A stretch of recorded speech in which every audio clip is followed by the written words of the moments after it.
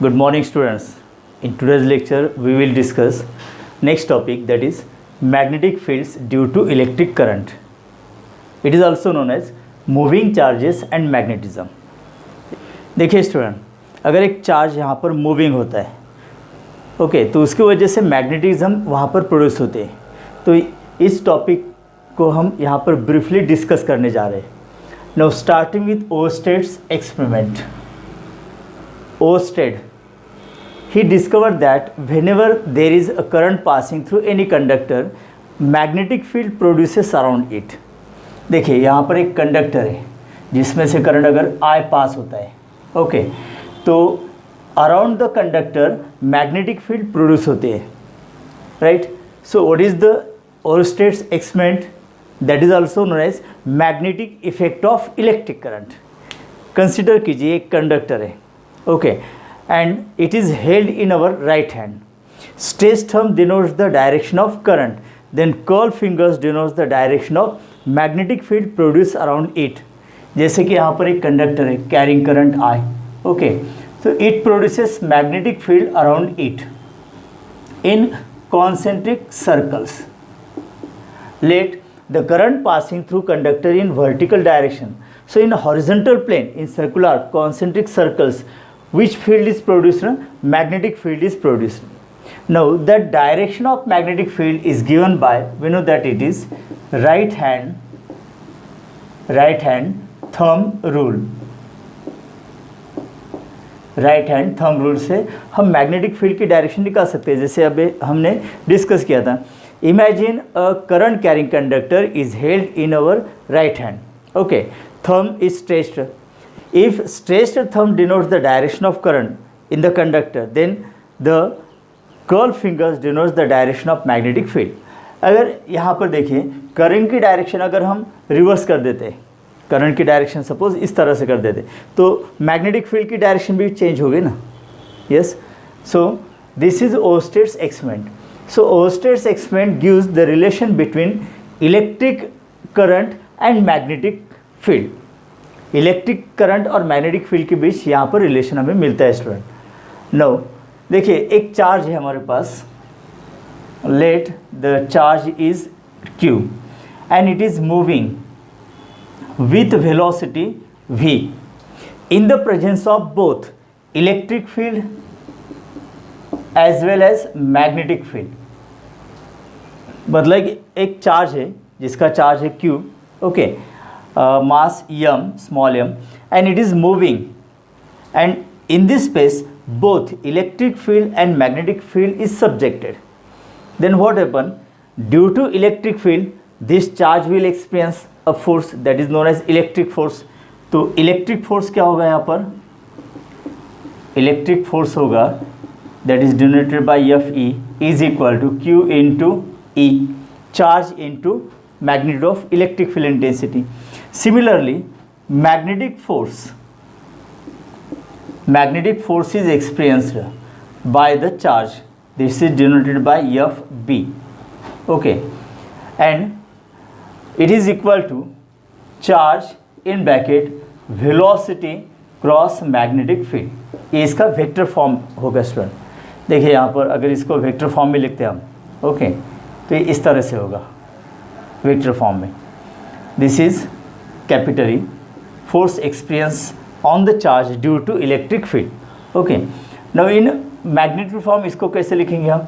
It is equal simply QE, okay, and it is equal to QVB sine theta, because यहाँ पर cross product है ना student, तो QVB sine theta. तो ये दोनों फोर्स इस चार्ज के ऊपर एक्सपीरियंस होते हैं. So what is the net force? So net force that is F is equal to electrostatic force, मतलब electric force due to electric field plus magnetic force due to magnetic field, okay. So this force is nothing but the addition of both electric force as well as magnetic force, and this force is known as Lorentz force. तो अगर एक charge है which is moving with velocity V in presence of both electric and magnetic field, then net force acting on this charge is electric force plus magnetic force, and that addition is known as Lorentz force. Right student, तो देखिए यहाँ पर Lawrence force का formula क्या होगा, F E plus F B, और it is equal to F is equal to vector F is equal to Q E plus Q in bracket V cross B. ये vector form में हो गया student, या फिर F is equal to Q E plus Q V B sine theta, this is in magnetic form. तो ये Lorentz force है student. देखिए इसमें दो पॉसिबिलिटी हम डिस्कस करते हैं। Number one, if direction of velocity of this charge, okay, electric field intensity and magnetic field, तीनों की डायरेक्शन अगर सेम है, आर कोप्लेनर, ओके, मतलब देखिए यहाँ पर एक चार्ज है, charge Q moving with velocity v, and this is the direction of electric field intensity and this is also direction of magnetic field, मतलब तीनों की डायरेक्शन सेम है। तो यहाँ पर नेट फोर्स क्या होगा चार्ज Q के ऊपर, देखिए F is equal to Q E, ये फोर्स होगा student, net force. There is no magnetic force, why, because देखिए मैग्नेटिक फोर्स का फॉर्मूला क्या है, Q V B sine theta. देखिए वी और थीटा मतलब वेलोसिटी एंड मैग्नेटिक फील्ड के बीच एंगल। देखिए वेलोसिटी एंड मैग्नेटिक फील्ड दोनों की डायरेक्शन सेम है, तो एंगल क्या होगा यहाँ पर थीटा, थीटा होगा 0 डिग्री, और हमें पता है sine 0 degree is equal to 0। तो यहाँ पर मैग्नेटिक फोर्स नहीं एक्सपीरियंस होगा, सिर्फ इलेक्ट्रिक फोर्स ही एक्सपीरियंस होगा। That's why this charge is moving along a straight line.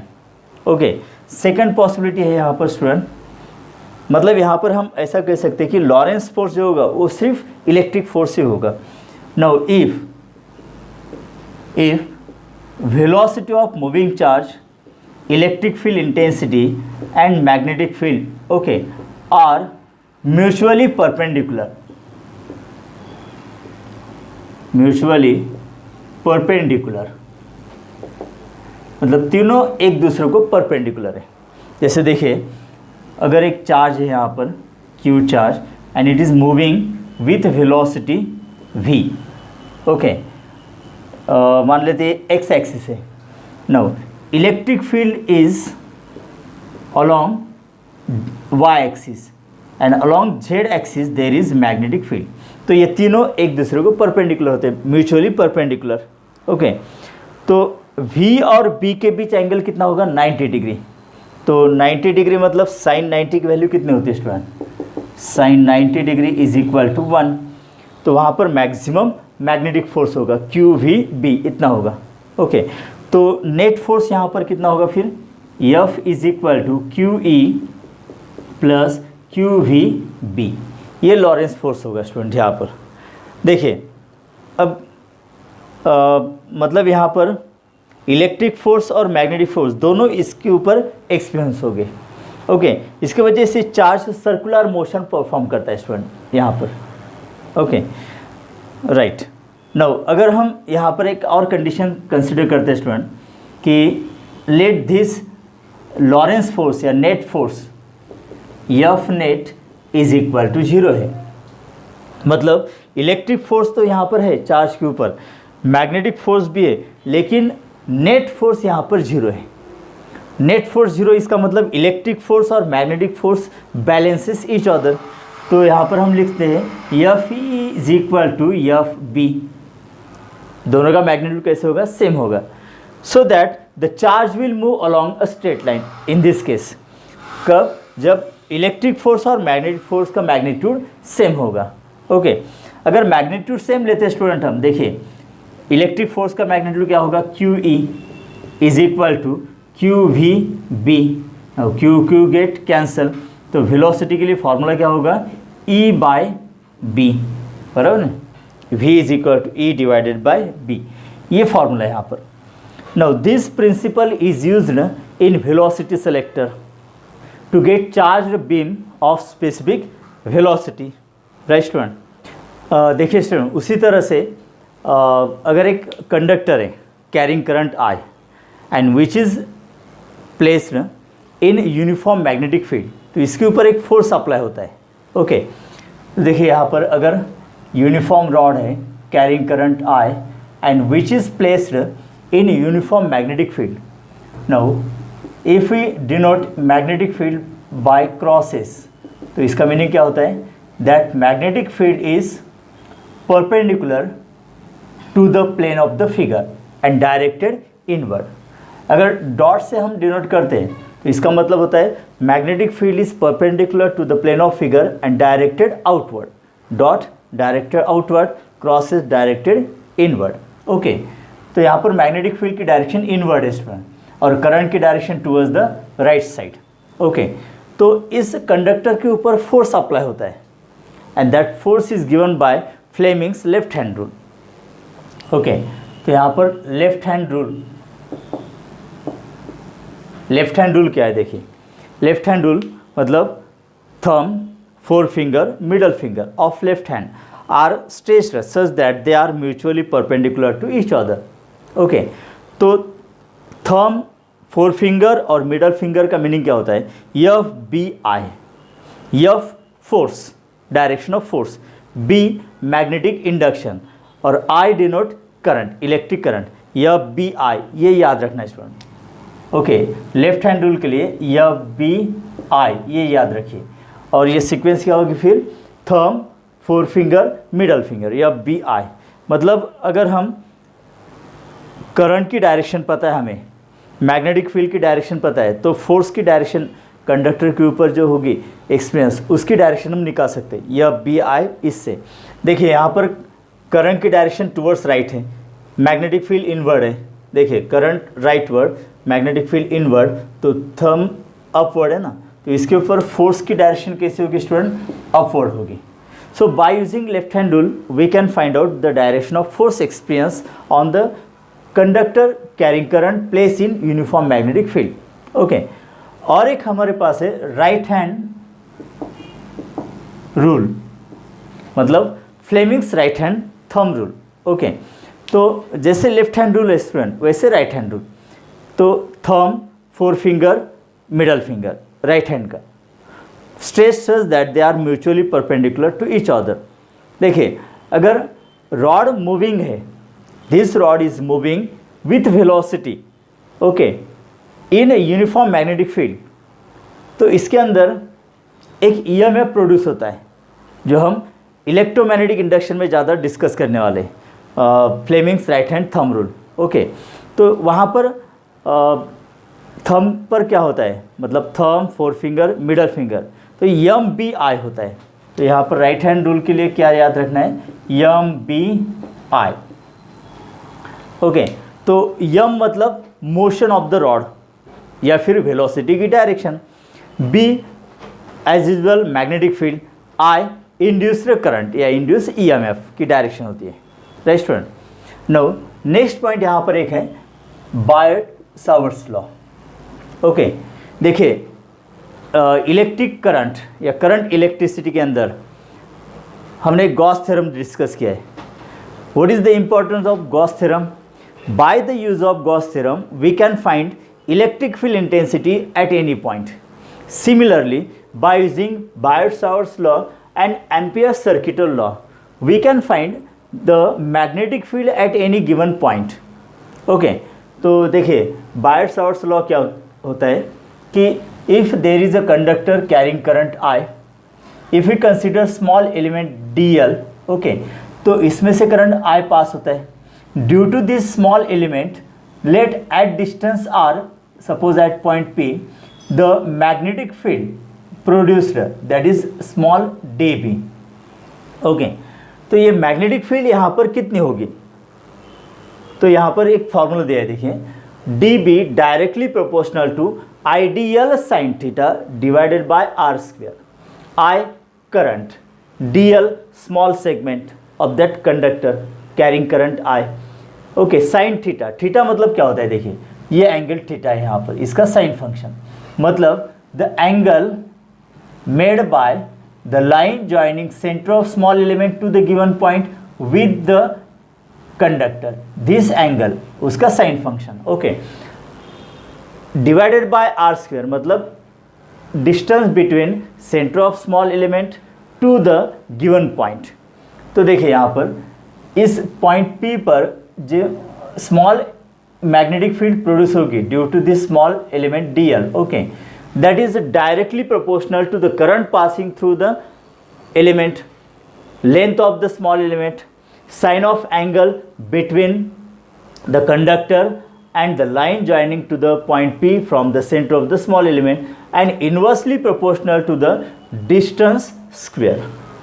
So dB is equal to mu 0 upon 4 pi ideal sin theta divided by r square, where mu 0 upon 4 pi is constant of proportionality and which has constant value 10 raised to minus 7. देखिए mu 0 की value क्या होती है 4 pi into 10 raise to minus 7, okay, तो ये 4 पाई इधर लाया मैंने, तो म्यू 0 अपॉन 4 पाई की वैल्यू क्या होगी 10 raise to minus 7। What is mu 0? That is permeability of free space. जैसे इलेक्ट्रिक फील्ड के अंदर परमिटिविटी ऑफ फ्री स्पेस होती है एप्सिलॉन नॉट, उसी तरह से यहाँ पर म्यू नॉट है, मतलब permeability of free space, okay, which has value 4 pi into 10 raise to minus 7 henry per meter या फिर tesla meter per ampere, weber per ampere meter या फिर न्यूटन पर एम्पियर स्क्वायर और newton second square per coulomb square. इतने सारे यहाँ पर इसके यूनिट्स है स्टूडेंट।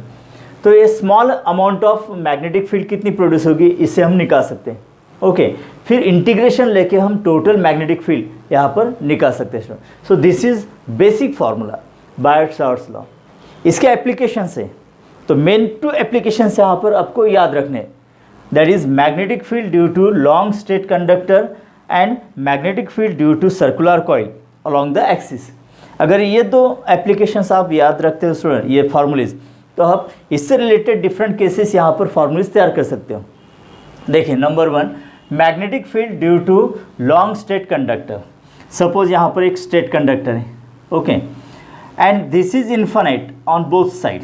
सपोज इधर इन्फिनिट है और यहाँ पर भी इन्फिनिट है, ओके, तो सपोज हम 2 फाइनाइट पॉइंट यहाँ पर कंसिडर करते हैं which makes angle with given point θ1 and θ2। ये एंगल यहाँ पर θ1 and θ2। Let the current passing through this conductor is I। तो P पॉइंट पर due to this whole conductor carrying current I की वजह से कितना मैग्नेटिक इंडक्शन प्रोड्यूस होता है, ये फॉर्मूला यहाँ पर देखिए, B is equal to mu 0 upon 4 pi I by R in bracket sine θ1 plus sine θ2। कौन सा फॉर्मूला यहाँ पर? B is equal to mu 0 upon 4 pi I upon R in bracket sine θ1 plus sine θ2। ये basic formula student infinite long straight conductor के लिए, okay. अब different conditions इसके अंदर कैसे होंगे, जैसे नंबर 1, अगर ये इन्फिनिट लॉन्ग स्ट्रेट कंडक्टर अगर हम कंसिडर करते हैं स्टूडेंट, तो ये पॉइंट यहाँ पर इन्फिनिट डिस्टेंस पर होगा और ये भी पॉइंट इन्फिनिट डिस्टेंस पर होगा, मतलब θ1 और θ2 दोनों की वैल्यू क्या होगी, θ1 is equal θ2 is equal to कितने होगी, यस 90 डिग्री। कैसे होगी देखिए, अगर ये पॉइंट इन्फिनिट डिस्टेंस पर है, ओके, तो यहाँ से अगर उस इन्फिनिट पॉइंट को हम मतलब ज्वाइन करने की कोशिश करते हैं तो ये स्ट्रेट लाइन आएगी ना, मतलब एंगल कितना होगा यहाँ पर 90 डिग्री। उसी तरह से अगर ये भी पॉइंट इन्फिनिट डिस्टेंस पर है तो उसको ज्वाइन अगर P पॉइंट करते हैं तो ये भी स्ट्रेट लाइन आएगी, मतलब 90 डिग्री। तो साइन 90 डिग्री की वैल्यू 1 होती है, ओके। तो फार्मूला क्या होगा इस कंडीशन के लिए, देखिए B is equal to mu 0 upon 4 pi I by R into sine 90 की वैल्यू 1, इस साइन 90 की वैल्यू 1, 1 प्लस 1 2, इसका मतलब क्या होगा mu 0 I divided by 2 pi R। ये फार्मूला उस कंडीशन के लिए होगा, मतलब infinite long straight conductor, okay. और एक कंडीशन इसमें क्या होगी, अगर P point one end of the rod के सामने, यहाँ पर P पॉइंट है, ओके, और दूसरा एंड इन्फिनिट डिस्टेंस पर है, ओके, तो θ1 की वैल्यू क्या होगी, यहाँ पर 0 होगी। θ1 की वैल्यू क्या होगी स्टूडेंट, θ1 होगा 0 और θ2 होगा जो इन्फिनिट डिस्टेंस पर है दूसरा पॉइंट, तो ये 90 डिग्री होगा। मतलब एक की वैल्यू 0 होगी और दूसरी की वैल्यू 1 होगी, तो तब ये फार्मूला क्या होगा यहाँ पर, B is equal to μ0I divided by 4πr। तो इस तरह से हम एक ही फार्मूला डिफरेंट कंडीशन में अप्लाई कर सकते हैं स्टूडेंट। देखिए कभी कभी यहाँ पर ऐसे भी पूछा जाता है कि suppose there is a square which is made from 4 straight conductor, ये first conductor, second conductor, third conductor और ये फोर्थ कंडक्टर है। ओके, तो at the centre of the square what is the magnitude of magnetic field produced by this 4 conductor, let current carrying is in anti clockwise direction. इस तरह से current अगर flow होता है, उनका डिस्टेंस दिया है यहाँ पर, तो हम इस सेंटर पर जो फार्मूला तैयार होगा, देखिए इस तरह से होगा। तो स्क्वायर है, इसका मतलब ये 90 डिग्री, तो ये 45 होगा। अगर ये परपेंडिकुलर ड्रॉ करते हैं तो ये दोनों एंगल कितने होंगे स्टूडेंट, 45 45, और साइन 45 की वैल्यू क्या होती है, 1/√2। तो ड्यू टू 1 कंडक्टर यहाँ पर मैग्नेटिक फील्ड हम B1 निकाल सकते हैं, ओके, इस फार्मूले से। No, due to second conductor B2 magnetic field, B3 magnetic field, due to fourth conductor B4 magnetic field, और नेट मैग्नेटिक फील्ड क्या होगी यहाँ पर, B is equal to B1 plus B2 plus B3 plus B4। देखिए इस तरह से हम डिफरेंट कंडीशंस इस एप्लीकेशन के ऊपर जैसे रिक्वायरमेंट होगी MCQ के अंदर, उस हिसाब से हम फार्मूलेस तैयार कर सकते हैं। तो ये basic formula student, okay. No, second एक इम्पॉर्टेंट एप्लीकेशन है, उसके भी डिफरेंट कंडीशंस हम डिस्कस करते हैं। Magnetic field due to circular coil along the axis. देखिए यहाँ पर एक सर्कुलर कॉइल है, okay, let current passing through it is I। तो यहाँ पर करंट पास होता है इसके अंदर से, एक ही टर्न यहाँ पर हमने कंसिडर किया है जिसकी रेडियस कितनी है, A, राइट।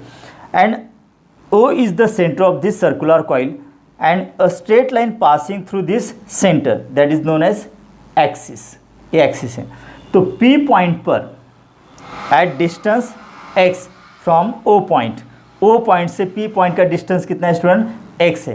तो इस P पॉइंट पर इस circular coil carrying current I की वजह से कितना मैग्नेटिक फील्ड प्रोड्यूस होता है, उसका जनरल फार्मूला क्या है, देखिए B is equal to μ0NI² divided by 2 in bracket A² plus x² raise to 3/2। यहाँ पर A का मतलब क्या होगा, radius of the circular coil, x मतलब distance of given point from the centre of the circular coil. तो इसके लिए ये फार्मूला स्टूडेंट, ओके।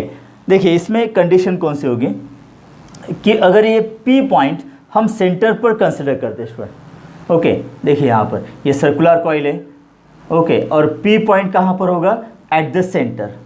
तो करंट कैरिंग कॉइल है यहाँ पर and at its centre what is the magnetic induction, मतलब मैग्नीट्यूड ऑफ मैग्नेटिक फील्ड कितनी होगी।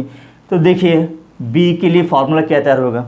अब जबकि P पॉइंट कहाँ पर है, सेंटर पर है, मतलब x की वैल्यू क्या लेंगे हम, 0 लेते हैं स्टूडेंट, x की वैल्यू 0 होती है। देखिए μ0NI² divided by 2 in bracket A², अब प्लस x की वैल्यू क्या है, 0 है, तो ये 0 लिखनी है। तो A² और इसका पावर क्या होगा, 3/2। देखिए 2 कैंसिल हो जाएगा, तो μ0NI² डिवाइडेड बाय, देखिए 2, A का पावर कितना होगा, क्यूब होगा ये, राइट। अब ये A² इस क्यूब के साथ कैंसिल हो जाएगा, तो फार्मूला क्या तैयार होता है यहाँ पर, μ0NI डिवाइडेड बाय 2A। ये फार्मूला इस कंडीशन के लिए होगा, मतलब A radius of this circular coil, okay, I current passing through this circular coil. N का मतलब क्या होता है, कैपिटल N का मतलब होता है number of turns, number of turns. जैसे यहाँ पर एक ही टर्न हमने कंसिडर किया है, suppose number of turns are given 100, 200 etcetera, तो उसके लिए ये फार्मूला है यहाँ पर स्टूडेंट, राइट। नो, नेक्स्ट देखिए ampere's circuital law. This law is also useful to find out magnetic field, लेकिन ampere's circuital law is used to find the magnetic field due to closed path. देखिए इसका statement क्या होता है, consider a closed path. यहाँ पर suppose इसका area है A, ओके, ये क्लोज्ड पाथ है and let different currents passing through this closed path. This is I1, I2, I3, okay, I4, I5. देखिए करंट की डायरेक्शन डिफरेंट हो सकती है या फिर सेम डायरेक्शन में भी हो सकती है। देखिए इसका स्टेटमेंट क्या होता है, लाइन इंटीग्रल, ये सिंबल किसका है, लाइन इंटीग्रल का है। ओके, line integral of magnetic field intensity B around any closed path in vacuum is equal to mu times the total current. देखिए समेशन ऑफ I मतलब total current, okay, I1 plus I2 plus up to I5, mu times the summation of current या फिर mu times the total current passing through this closed path and the electric field intensity in the closed path remains same.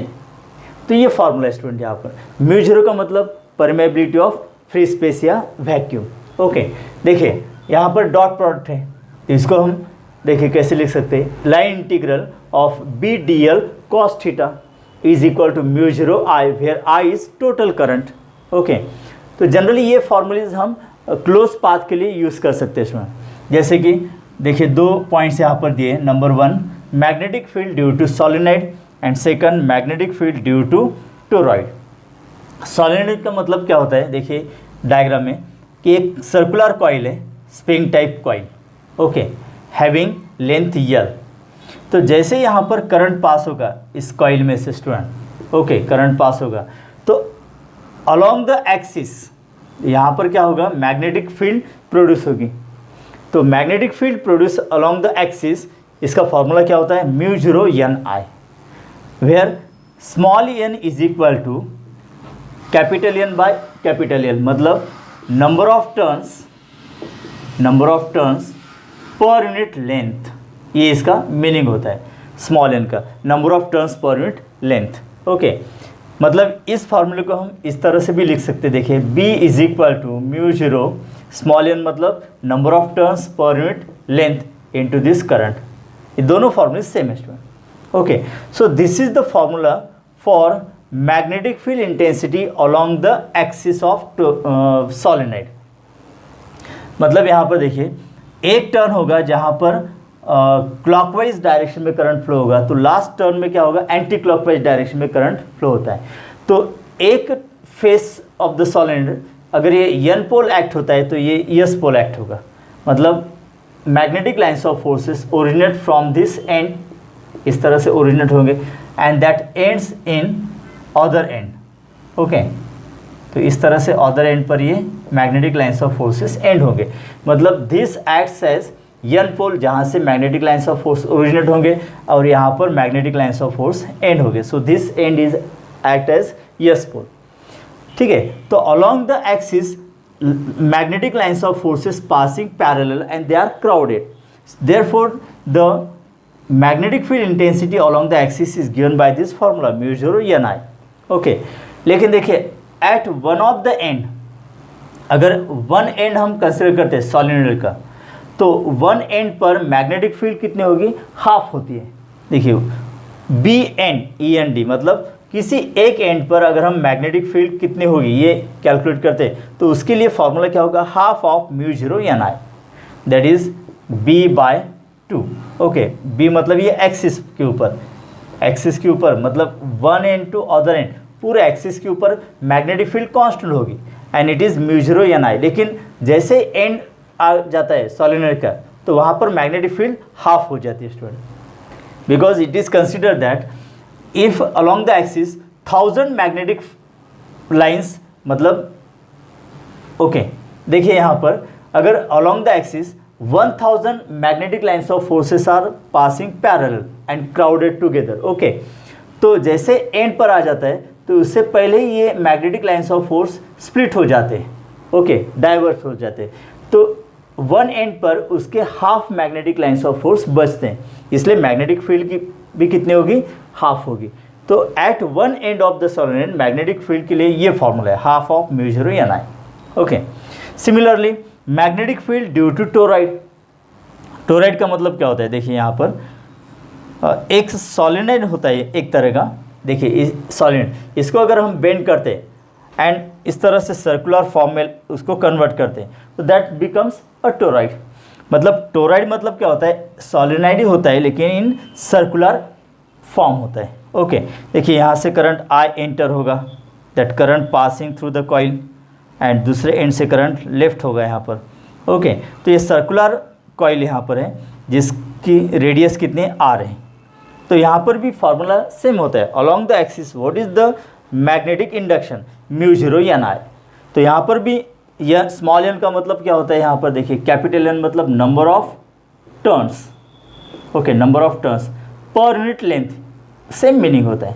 देखिए circular coil की radius कितनी are है, तो इस circular coil की पूरी लेंथ मतलब सरकमफ्रेंस कितना होगा 2 pi r, that is the length, circular length of toroid 2 pi r. तो यही फॉर्मूला क्या होगा फिर, B is equal to mu 0 N I divided by 2 pi r. Okay capital N upon 2 pi r का मतलब small n mu 0 N I. Right student, next point देखिए student, force on a current carrying conductor in magnetic field. Consider यहाँ पर एक magnetic field है, okay B, and there is one conductor of length L and it carries current I that makes angle theta with a magnetic field. Okay, according to Fleming's left hand rule, FBI, F मतलब force acting on rod carrying current I, B magnetic field, I current। तो इससे हम यहाँ पर force की direction left hand rule से निकाल सकते हैं, और मैग्नेट्यूड कितना होता है यहाँ पर, F is equal to I in bracket vector L cross vector B। Okay so F is equal to ILB sin theta. This is the general formula for the magnitude of force experience by the conductor carrying current I and when it is place in uniform magnetic field.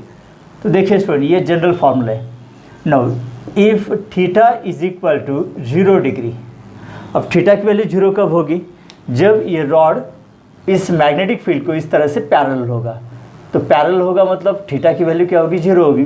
तो sine theta कितना होता है 0, तो F is equal to 0 होगा। मतलब जब rod carrying current I if it is place parallel to direction of magnetic field, तो उसके ऊपर फोर्स एक्सपीरियंस नहीं होगा स्टूडेंट। ओके दूसरी केस कौन सी होगी यहाँ पर, if theta is equal to 90 degree, मतलब रॉड की डायरेक्शन, लेंथ की डायरेक्शन और मैग्नेटिक फील्ड की डायरेक्शन ये दोनों एक दूसरे को परपेंडिकुलर होंगे इस तरह से, तो उनके बीच एंगल थीटा 90 डिग्री होगा। हमें पता है कि sine 90 degree is equal to 1, therefore इस कंडीशन में F कितना होगा, फोर्स ILB इतना होगा, and this is maximum force exerted on the rod. मतलब जब straight conductor carrying current I okay is place perpendicular to direction of magnetic field, तब उसके ऊपर मैक्सिमम फोर्स एक्ट होता है, and which is given by ILB, current, length of the rod, B magnetic field. ये एक point है student. Next point देखिए, force between two parallel current carrying straight wires और कंडक्टर्स। देखिए यहाँ पर अगर ये दो पैरेलल स्ट्रेट कंडक्टर्स है, ओके दोनों की लेंथ सेम है एंड दोनों के बीच डिस्टेंस है, सपोज यहाँ पर A, लेंथ है L, ये फर्स्ट रॉड और ये सेकंड रॉड है।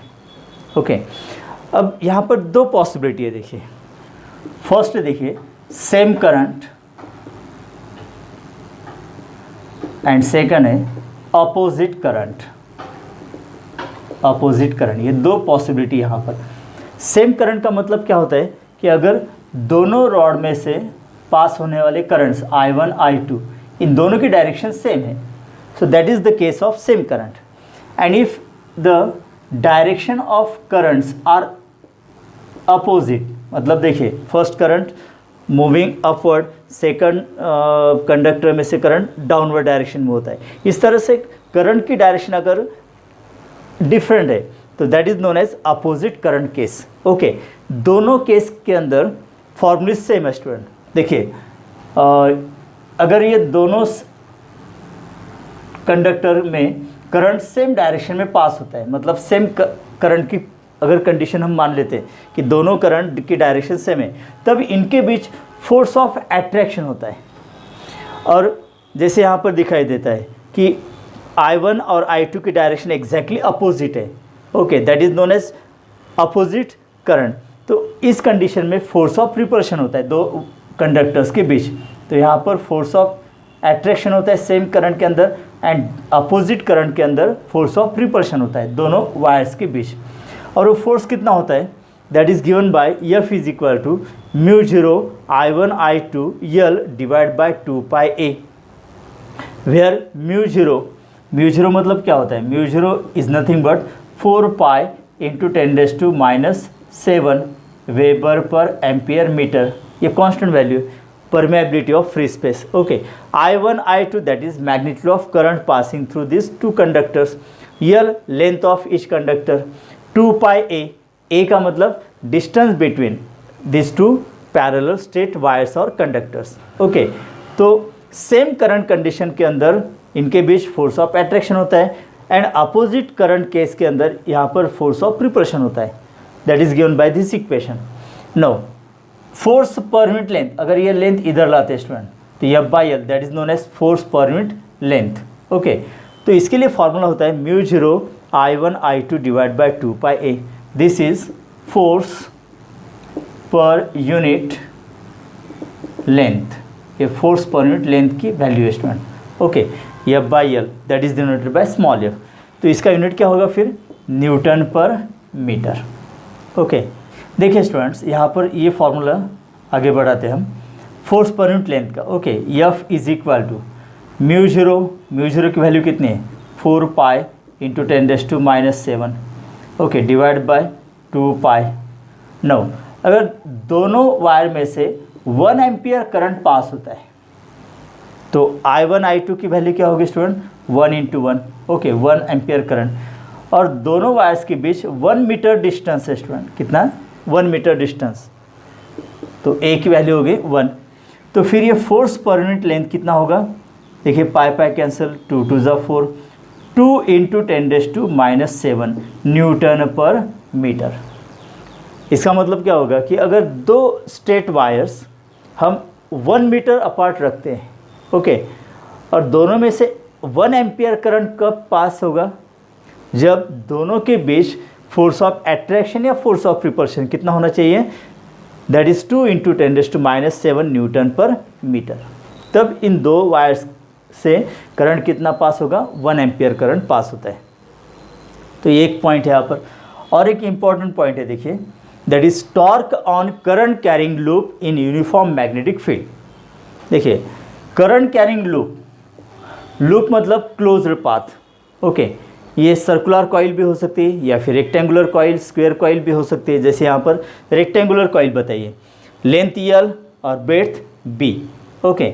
So this rectangular coil is placed in uniform magnetic field. देखिए यहाँ पर क्रॉस से मैग्नेटिक फील्ड बताया है, तो क्रॉस का मीनिंग क्या होता है, that is the direction of magnetic field is perpendicular to the plane of figure and directed inward. तो यूनिफॉर्म मैग्नेटिक फील्ड के अंदर अगर हम ये मतलब लूप रखते हैं यहाँ पर, जैसे कि रेक्टेंगुलर कॉइल है, ओके, कैरिंग करंट I, तो यहाँ पर इस कॉइल के ऊपर एक टॉर्क प्रोड्यूस होता है, so that deflection produce in the coil, तो that torque is given by this equation, tau is equal to Ni in bracket vector A cross vector B, area into magnetic field, okay. तो यहाँ पर देखिए N का मतलब क्या होगा, that is number of turns, I current passing through each turn, okay. So in magnetic form इसको कैसे लिखेंगे, देखिए, tau is equal to NIAB sign theta, because यहाँ पर क्रॉस प्रोडक्ट नहीं है, तो थीटा का मतलब क्या होगा, the angle between area of the plane of the coil to the direction of magnetic induction, okay. Now, देखिए यही टेक्निक हम मूविंग कॉइल गैल्वेनोमीटर के अंदर यूज़ करते हैं। Moving coil galvanometer, shortly known as MCG, moving coil galvanometer. देखिए, दो तरह के मूविंग कॉइल गैल्वेनोमीटर्स होते हैं, एक suspended type moving coil galvanometer and second pivoted type moving coil galvanometer. Moving coil galvanometer क्या होता है कि एक तरह का एक कॉइल होता है, okay, and that coil is place between horseshoe magnets, and अगर उसमें से करंट पास होता है तो that produces deflection in the coil because this type of torque is acting on the coil, इसकी वजह से डिफ्लेक्शन होता है, okay. And moving coil galvanometer का प्रिंसिपल होता है I directly proportional to theta, मतलब current passing through any coil is directly proportional to the deflection produce in it. अब ये डिफ्लेक्शन क्यों प्रोड्यूस होता है? Because of torque acting on the coil when it is place in magnetic field. तो ये दो तरह के होते हैं, suspended type moving coil galvanometer, pivoted type moving coil galvanometer. जैसे देखिए suspended type moving coil galvanometer, for example ballistic galvanometer, इसका एग्जांपल क्या होगा? Ballistic galvanometer, okay. तो इसमें देखिए कॉइल सस्पेंडेड होती है from the rigid support and that rectangular coil is placed between horseshoe magnets, okay. और इसमें से अगर करंट पास होता है तो that coil get deflected, so as this is suspended, so this is known as suspended type moving coil galvanometer. Now second is pivoted type moving coil galvanometer, जिसके अंदर देखिए coil is pivoted between horseshoe magnets, okay। इसके examples हैं यहाँ पर ammeter, voltmeter, these are two examples of pivoted type moving coil galvanometer, जिसके अंदर coil suspended नहीं होती है, हैंगिंग पोजीशन में नहीं होती, it is pivoted between the two horseshoe magnets. Now in both types, मतलब सस्पेंडेड और pivoted type moving coil galvanometer, दोनों के अंदर क्या होगा? जो इफ़ करंट पास होता है, जैसे करंट पास होगा कॉइल में से, तो वहाँ पर एक deflecting torque, because of the torque the coil get deflected, so that it is known as deflecting torque. तो ये डिफ्लेक्टिंग टॉर्क कितना होगा? NIAB, बिकॉज इस कंडीशन में देखिए कि plane of the coil and magnetic field एक दूसरे को परपेंडिकुलर होते हैं, तो थीटा की वैल्यू कितनी होगी? 90 डिग्री। तो साइन 90 की वैल्यू क्या होती है? 1 होती है, इसलिए यहाँ पर सिर्फ NIAB लिखा है, NIAB, this is deflecting torque, okay. Now अगर हम suspended type moving coil galvanometer consider करते हैं, तो जो सस्पेंडेड मतलब फाइबर होता है, that is phosphor bronze fibre, तो उसके अंदर एक ट्विस्ट प्रोड्यूस होता है, ओके। कॉइल जैसे डिफ्लेक्ट होगी तो फाइबर के अंदर ट्विस्ट प्रोड्यूस होता है, तो यहाँ पर क्या होगा फिर कि एक रिस्टोरिंग टॉर्क डेवलप होगा, मतलब जैसे करंट हम ऑफ कर देंगे तो restoring torque brings the coil back to its original dimension, original plane, okay. तो that's why it is known as restoring torque. तो ये रिस्टोरिंग टॉर्क कितना होता है? That is directly proportional to deflection, so it is equal to C theta, where C is known as constant of proportionality, that is torsional constant. C का मतलब क्या होता है यहाँ पर? Torsional constant, okay. या फिर it is also known as twist constant, twist constant, या फिर टॉर्क कांस्टेंट। देखिए जैसे ऑसिलेशन में हमने देखा है कि फोर्स कांस्टेंट होता है, बिकॉज वहाँ पर F directly proportional to linear displacement होता है, तो यहाँ पर क्या होगा? Torque directly proportional to angular displacement है, तो वहाँ पर K का मतलब force per unit linear displacement. वैसे यहाँ पर क्या होगा? Torque per unit angular displacement, so this is also known as torque, या फिर ट्विस्ट कांस्टेंट, या फिर टॉर्शनल कांस्टेंट। ये कांस्टेंट होता है C का मतलब, okay. Now in equilibrium condition में क्या होता है कि डिफ्लेक्टिंग टॉर्क और रिस्टोरिंग टॉर्क सेम होता है। अगर हम इसको कंपेयर करते हैं, देखिए deflecting torque NIAB is equal to restoring torque C theta, तो it is equal to I is equal to C upon NAB, okay, into theta. देखिए C टॉर्शनल कांस्टेंट होता है, N number of turns constant होता है, A area of rectangular coil या circular coil, it is constant, and magnetic field भी यहाँ पर constant होती है। तो ब्रैकेट के अंदर जो टर्म्स है C upon NAB, this is constant, okay. अब ये कांस्टेंट है, इसका मतलब I और थीटा, इनके बीच रिलेशन क्या होगा? I directly proportional to theta.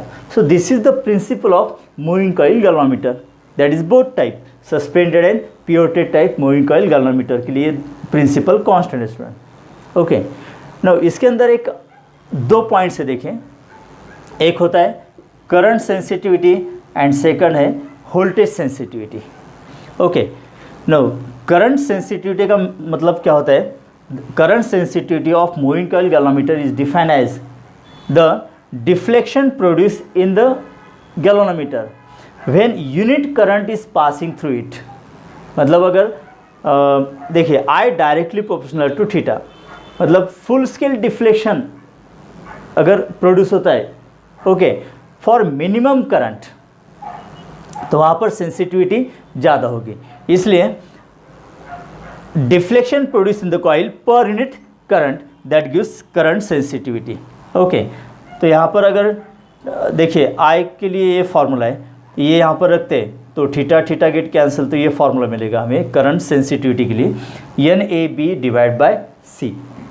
वैसे वोल्टेज सेंसिटिविटी मतलब क्या होता है कि अगर कम से कम वोल्टेज अप्लाइड करता है हम across the terminals of the coil और वहाँ पर मैक्सिमम हमें डिफ्लेक्शन मिलता है, मतलब क्या होगा कि deflection produce in the coil when unit potential is applied across the terminals of the coil that gives voltage sensitivity. मतलब कम से कम वोल्टेज अप्लाइड अगर हम करते हैं तो वहाँ पर अगर मैक्सिमम डिफ्लेक्शन प्रोड्यूस होता है इन द कॉइल तो that is voltage sensitivity. Theta upon V, theta upon V का मतलब IR that is according to Ohm's law. Okay, और I की वैल्यू यहाँ से अगर हम रखते हैं तो ये फार्मूला हमें मिलता है NAB divide by CR। Now और एक पॉइंट यहाँ पर देखिए, that is ratio of current sensitivity end voltage sensitivity, SI upon SV that is current sensitivity upon voltage sensitivity. Okay, तो करंट सेंसिटिविटी का मतलब क्या होता है? That is theta upon I। अब यहाँ पर IG लिखा है, that is the current passing through galvanometer coil, इसलिए G लिखा है। ओके, इनटू इसका रेसिप्रोकल होगा theta VG upon theta, VG मतलब potential applied across the galvanometer coil. So theta theta get cancel, VG upon IG that is equal to G, that is resistance of galvanometer. Okay, what is capital G? Resistance, resistance of galvanometer, resistance of galvanometer. Okay, so student इस तरह से moving coil galvanometer is also known as current sensitive moving coil galvanometer. मतलब small current के लिए अगर deflection maximum produce होता है तो that is sensitive moving coil galvanometer. Okay, now this moving coil galvanometer can be used as ammeter and voltmeter. जैसे देखिए P O T type moving coil galvanometer के एग्जांपल हमने यहाँ पर लिखे, एमीटर वोल्टमीटर। मतलब moving coil galvanometer can be used to measure current and potential difference across the terminals of any component. Okay, तो देखिए moving coil galvanometer can be convert into ammeter and voltmeter. तो पहले ammeter देखते हैं यहाँ पर हम। What is ammeter? Ammeter is nothing but the POT type moving coil ganometer which is used to measure current in any circuit diagram। तो अगर हम करंट मेजर करते हैं तो एमीटर सीरीज कनेक्ट करते हैं टू एनी कंपोनेंट, है ना। तो देखिए यहाँ पर एमीटर मतलब मूविंग कॉइल गैल्वेनोमीटर, तो ये मूविंग कॉइल गैल्वेनोमीटर की कॉइल है। Okay, this is moving coil galvanometer और जिसका रेजिस्टेंस कितना है यहाँ पर capital G is the resistance of galvanometer coil. तो as we connect ammeter in series with the circuit, okay, तो फिर इसका नेट रेजिस्टेंस कम होना चाहिए। तो इसलिए हम क्या करते हैं कि एक shunt resistance, okay, shunt resistance मतलब क्या होता है? Resistance connected parallel to the moving coil galvanometer. तो इसकी वैल्यू बहुत ही कम होती है, मतलब ऑलमोस्ट 0 के बराबर होती है, 0 पॉइंट समथिंग होती है। ओके, तो very low resistance is connected parallel to the moving coil galvanometer. So this arrangement is known as ammeter. मतलब how moving coil galvanometer converted into ammeter by connecting low value resistance known as shunt resistance to the moving coil galvanometer. Okay, इस तरह से हम इसको ammeter में convert करते हैं। तो देखिए जैसे यहाँ पर टोटल करंट I अगर फ्लो होता है यहाँ पर, ओके, तो at this point that current get distributed, current passing through galvanometer is known as IG and current passing through the shunt resistance is IS। ये IS होता है इसमें, मतलब I is equal to IG plus IS।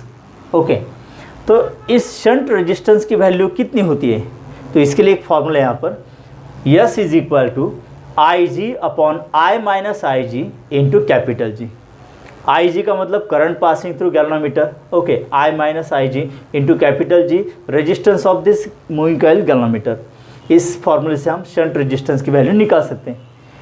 उसी तरह से current passing through galvanometer के लिए ये फॉर्मूला है, S upon S plus G into I, where S is shunt resistance. वैसे शंट रेजिस्टेंस में से कितना करंट पास होता है, इसके लिए ये फॉर्मूला है, in bracket G upon S plus G into I। Okay, देखिए अगर टोटल करंट I है और current passing through galvanometer IG, उनके बीच अगर रिलेशन मिलता है हमें, देखिए जिस तरह से if I is equal to N times IG, okay, तो N की वैल्यू 10, 100, 1000 कुछ भी हो सकती है। तो अगर total current N times the current passing through galvanometer ऐसा दिया है, तो फिर शंट रेजिस्टेंस की वैल्यू क्या होगी? S is equal to G upon N minus 1। Okay, तो ये शॉर्ट फॉर्मूला यहाँ पर हमें मिलता है शंट रेजिस्टेंस कैलकुलेट करने के लिए। नाउ जैसे देखिए यहाँ पर गैल्वेनोमीटर और शंट रेजिस्टेंस पैरेलल कनेक्टेड है, तो एमीटर का जो इफेक्टिव रेजिस्टेंस होगा स्टूडेंट, तो इफेक्टिव रेजिस्टेंस क्या होगा? R इज इक्वल टू कितना होगा यहाँ पर? देखिए अगर ये पैरेलल कनेक्टेड है ना, तो 1 upon R is equal to 1 upon G plus 1 upon ES, इस तरह से होगा। तो 1 upon R is equal to क्या होगा यहाँ पर? G plus ES divided by GS। Okay, तो फिर इफेक्टिव रेजिस्टेंस क्या होगा? GS divided by G plus ES। तो इफेक्टिव रेजिस्टेंस बहुत ही कम होता है, बिकॉज शंट रेजिस्टेंस की वैल्यू बहुत ही कम है।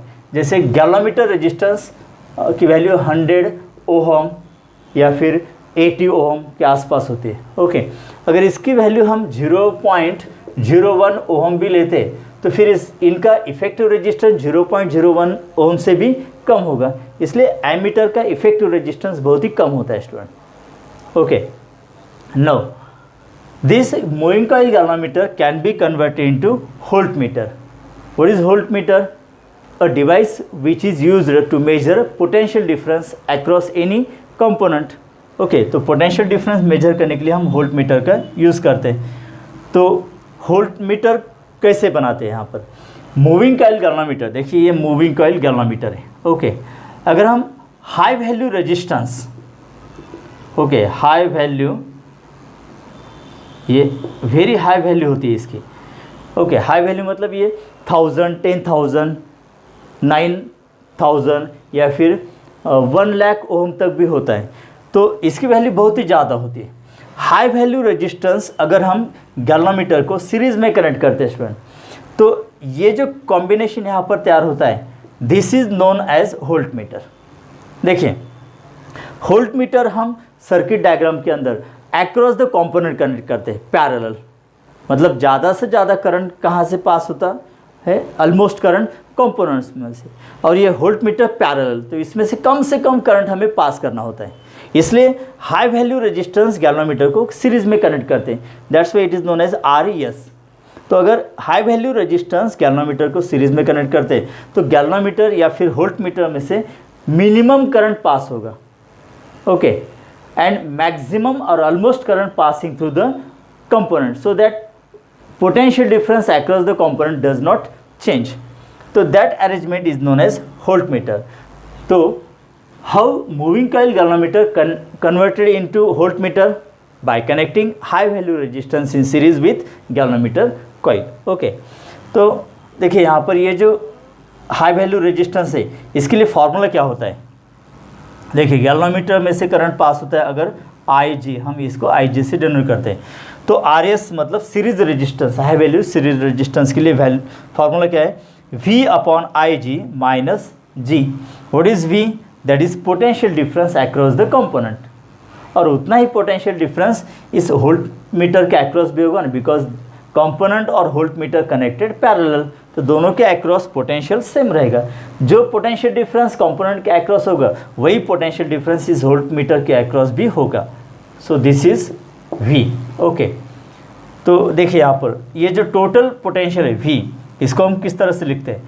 Potential difference across galvanometer Vg, okay, plus potential difference across this series resistance VRS। Okay, now RS के लिए ये फॉर्मूला है V upon IG minus G। now अगर ये जो अप्लाइड पोटेंशियल है, ओके, सपोज यहाँ पर across द गैल्वेनोमीटर पोटेंशियल कितना है? VG। अब इन दोनों के बीच, तो यहाँ पर ये हम स्मॉल v स्मॉल g से भी डिनोट करते हैं या फिर capital G। Okay, G stand for galvanometer.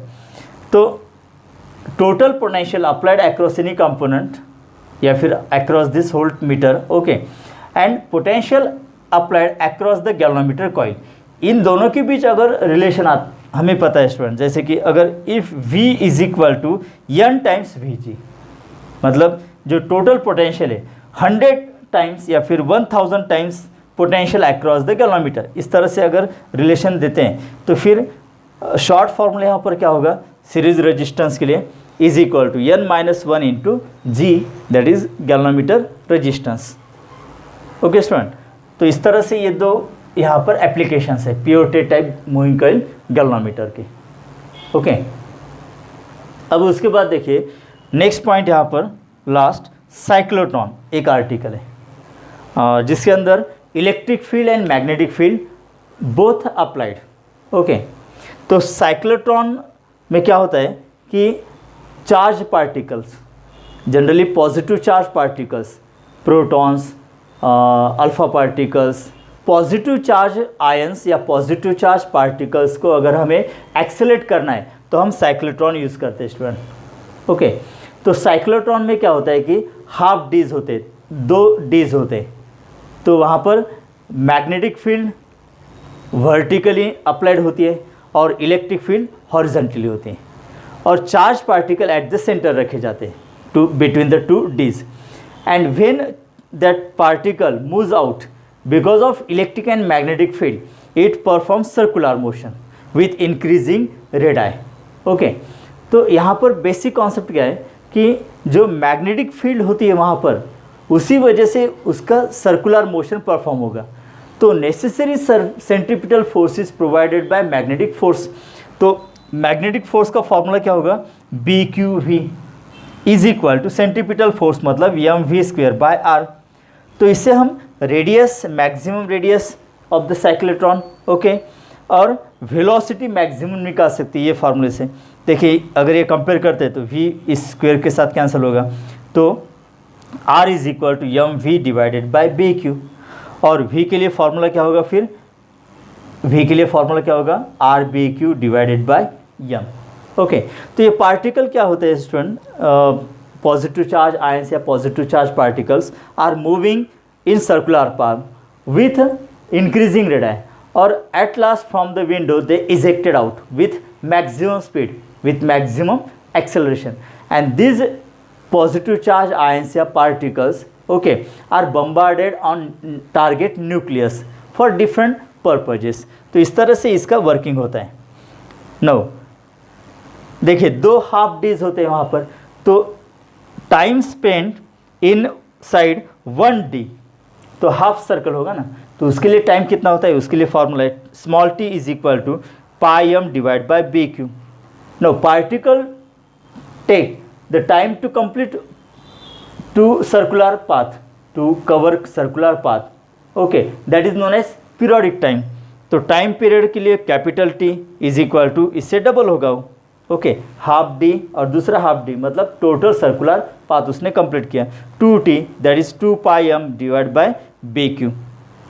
Frequency reciprocal of time period 1/T that is BQ upon 2 pi m। जैसे देखिए विंडोज से positive charge particle emit out होता है तो उसकी वेलोसिटी मैक्सिमम होती है।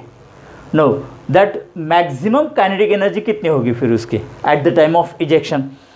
ई मैक्स मतलब maximum kinetic energy half m into v max square. तो वी कितना होता है देखिए यहाँ से r B Q divide by Yama, half m R B Q divide by m bracket square. इसको अगर कंप्लीट करते हैं तो फिर यहाँ पर क्या होगा R square B square Q square divide by 2m। इससे हम maximum kinetic energy of ejecting positive charge particles निकाल सकते हैं स्टूडेंट। तो ये कुछ फॉर्मूलेज यहाँ पर हैं रिलेटेड टू साइक्लोट्रॉन, राइट।